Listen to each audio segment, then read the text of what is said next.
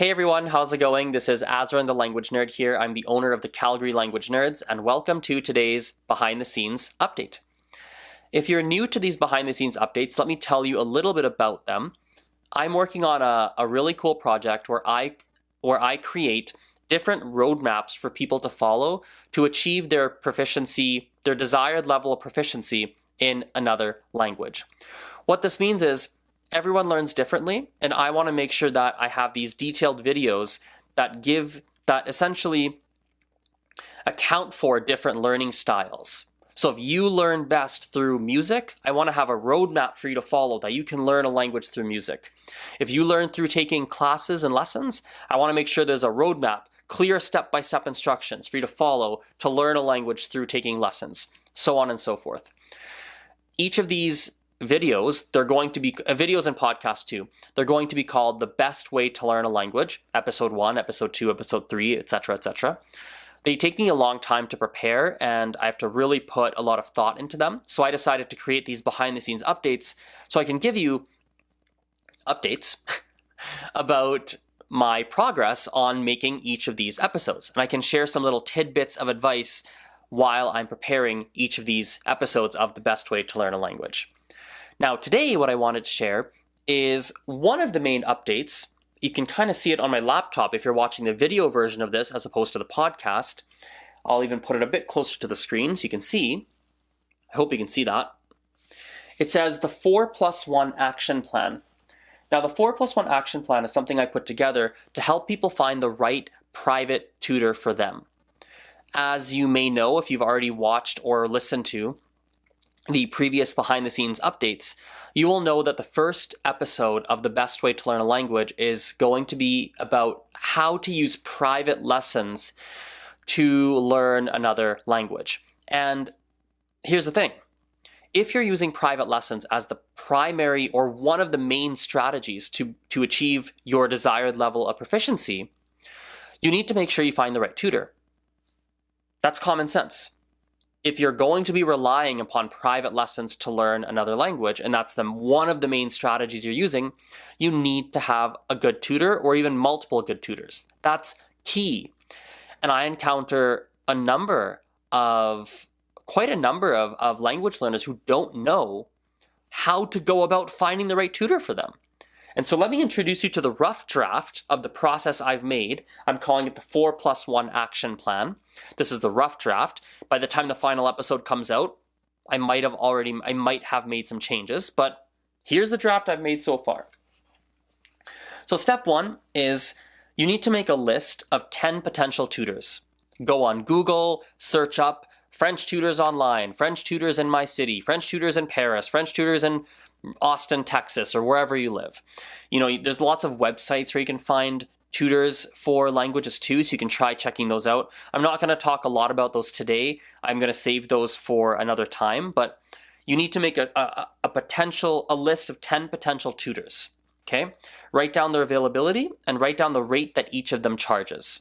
If that information is not public on whatever website you find or wherever you find these tutors, that's okay. Just leave that blank for now.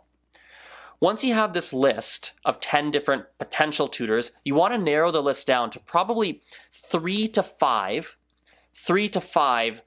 finalists, 3 to 5 people that you're thinking, yeah, these are the ones I really that I'm really interested in potentially learning with, okay? Make sure you keep the rate that they charge in mind, as well as their availability if you have that information already. And if that information is publicly available on whatever website or wherever you found these tutors' contact information. So that's step 2. Step 3, this is crucial. You need to book an initial consultation with each of these 3 to 5 tutors, and you want to interview them. You want to interview them to find out their teaching experience, their teaching style. You need to agree upon your learning objectives. And then you need to make sure you have a clear roadmap to achieving those learning objectives. So I'll say those things again. Ask them about their teaching experience, their teaching style. You want to agree upon learning objectives. And then you want to agree upon a clear roadmap to achieving those learning objectives. And this will be a conversation because you as a language learner may not know What are my exact objectives? What should the roadmap exactly look like? Those kinds of things may not be things you know, especially if you're a newer language learner. But you want to have that conversation with the tutor, and you want to make sure you get those 4 things checked off. You want to know about their experience, you want to know about their teaching style, you want to agree upon your learning objectives, and you want to make sure you have a clear roadmap to achieving those. The clear roadmap should have some rough timelines. You should know, roughly speaking, how long it's going to take for you to achieve the desired level of fluency or proficiency that you are trying to reach. Okay? If you're not getting clear answers from the tutor, meaning you feel a bit wishy-washy, meaning the tutor's not communicating clearly that, oh, this is roughly how long it'll take, or if you ask them about their teaching experience and they don't have an articulate answer, if you're feeling that, then maybe it's not the best tutor for you. Okay? You also, as a part of step 3, as a part of this interview, you also want to make sure the tutor knows that you want to review your progress every 2 to 3 months. Make sure your tutor knows, the potential tutor knows, that you want to review your progress every 2 to 3 months. A lot of language learners don't review their progress every 2 to 3 months, but I think it's an incredibly valuable practice to do. And most tutors don't really take a step back to evaluate progress every 2 to 3 months. That's not something that most tutors in my experience do. But it's worth doing so. You can evaluate your progress. Have the strategies and methods you've been using working? Are they working? Have you progressed as much as you thought you would? Maybe you're way ahead of where you thought you'd be. Maybe you're way behind. Without doing that analysis, without looking back at that, you're not going to know. And it's good to know, so you can make changes. You can make the necessary changes. Otherwise, you might just be spinning your wheels. Or if you are progressing even faster than you thought, it's important to capture the learning to say, well, what am I doing that's allowing me to do that? So you can double down on that and make sure you keep moving with that kind of momentum. Step 4, after you've done these initial consultations, you are going to hire 1 or more tutor. I say 1 or more because you might choose to hire more than 1. You might say, okay, Monday evenings I'll go with Sam, and Wednesday evenings I'll do Sally, and that's my schedule. In terms of how many lessons to book per week, I'm going to leave that blank for now. I will leave that for the actual episode of The Best Way to Learn a Language when that comes out. I have a rough idea right now, but I'm not prepared to say with confidence, this is how many lessons you should take per week. So we'll leave that blank for now, and I'll talk about that later. Oh, by the way, before we get to the final step, the consultation you book with the tutor, it should not only be a chance for you to interview, quote unquote, that tutor. It also should be a chance for you to actually get a trial lesson. So let's say it's a 1-hour consultation. Maybe spend 20, 25 minutes doing the interview portion where you're asking the tutor questions, getting to know the tutor, and then spend the remainder of the class actually getting a trial lesson so you can see how you feel about that tutor. You also want to make sure your availability and pricing is what you're looking for. Make sure you do that too. That's very important. So you've selected your tutors, you've booked, whatever number of classes per week, you've selected X number of tutors, you're good to go. The +1, it's step 5, step 5, but I call it +1. I call it that because, well, 2 reasons. Reason number 1 is a practical reason. It's that it's not something you're going to do immediately. It's not something you do in the hiring process of your tutor. It's something that happens later. And I'm laughing a little bit because I call it +1 because this is a callback to my previous line of work.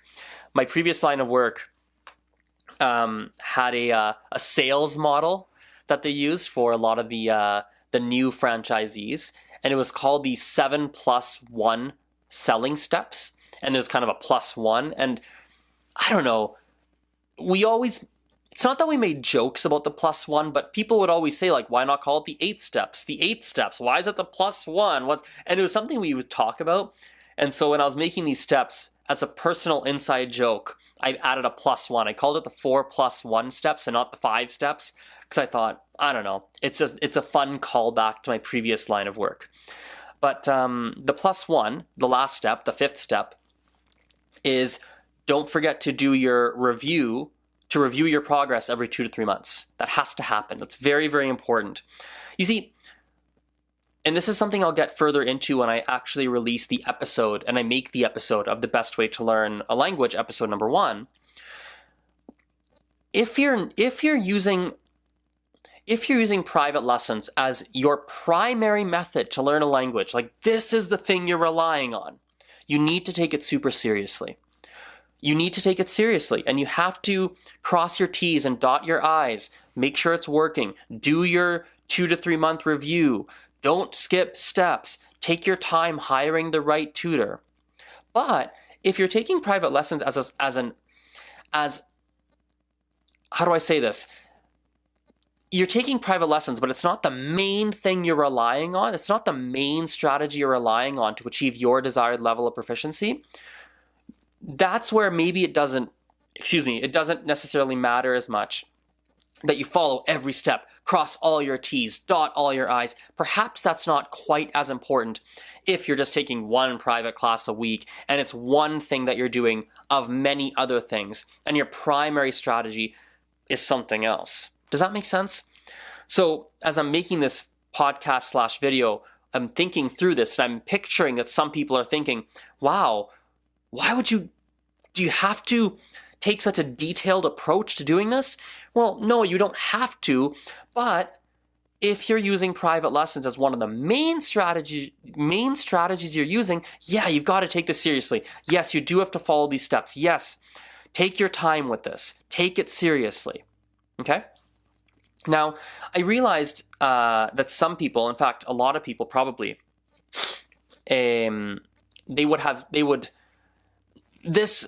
how do I say this? Me outlining this process is not going to be enough to get them going and start to follow these steps.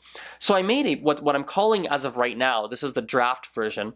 It's called the Private Lessons Starter Pack. And the starter pack has 3 different components. There's the initial consultation form. The initial consultation form gives you the lists of questions to ask your tutors, or your potential tutors, when you're interviewing them. And it gives you what the ideal answer is to the different questions that you might be asking them, so that when you ask the question and they give the answer, you can judge, is that good or is that bad? It also will guide you through the process of thinking through if you're ready to select that person as your tutor or not. So that's a really cool form that I've made. I think it's in its final draft stage. I think it is, but I want to review it a couple more times. By the time this video / podcast goes out, I do believe that the starter pack is going to be ready. So the consultation form plus the other things in the starter pack. So have a look in the video description or the podcast description. If there's a link to that private lesson starter pack, then it's already ready to go. The second thing in the starter pack is a goal checklist. So this is as simple as it sounds. It's just a blank checklist for you to use to write down what topics are you going to cover with your tutor for the first 2 to 3 months. So that way you know, okay, here's what we're working on. We're on the same page. Yes, great. And then the third form in this starter pack is the 2 to 3 month review form. And this is a form that would guide you through the process of reviewing your progress and analyzing if you did a good job, not a good job, what did you do well, what did you not do well, and guides you to the process to now making another plan for the next 2 to 3 months. So I made these. They're all in their final draft stages. There might be some small edits I still make, but I think that by the time this goes out, they will be in their they should be complete. So I will put links. If they're done, you'll find a link in the videos / podcast description. And so you can go check that out if that interests you. So let's wrap this up here. I hope you guys enjoyed that. The next step for me, we're getting close. I'm getting close here. The next step for me with this, the first episode of The Best Way to Learn a Language, is I'm going to run this presentation. I'm going to run this by a few people that I know, and I want to see what their thoughts are and get some feedback. I might even do that live, or I might even do that in a video / podcast form, so you can hear the feedback. And I want to get some people to give me some criticism so I can see if there's things that need to be added or changed or things like that. Once I'm done that with 2 or 3 people, I think I'll be ready. We should be ready to go, and I should be able to make and launch the first episode of The Best Way to Learn a Language. I hope you enjoyed this episode here. I definitely enjoyed making it. That was today's behind the scenes update, and I'll see you guys next time. Bye for now.